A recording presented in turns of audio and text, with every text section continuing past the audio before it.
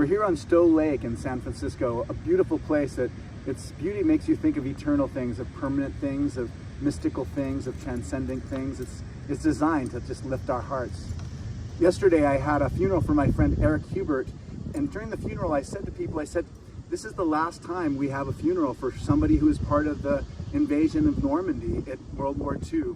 He was an infantryman who came through across the English Channel 3 days after the first beachhead was established on Normandy, and he was given the Purple Heart for being wounded in the suburbs of Paris. He received injuries there. But you would never know from his life that he'd ever been tasked with a job of going to kill some other person, or that he'd ever been in the situation where someone was trying to kill him.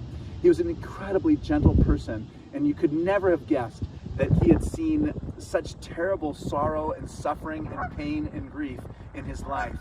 And part of the reason why you couldn't see it was because his hopefulness came from his deep Christianity. He was fundamentally a believer in Jesus. And one of the words that I used to describe him is he was a churchman.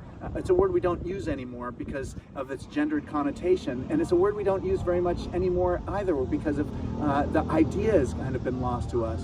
But a churchman 2 generations ago was somebody who cared so deeply about the church, volunteered for the church, gave financially to the church, and in time took a role in the councils of the church too, in the leadership of the church. And Eric was all of this. He believed so much in the power of the church to transform people. And so he was an usher at Grace Cathedral for 45 years. Almost my entire life he was an usher at Grace Cathedral. And he was an incredible welcoming presence for people who came.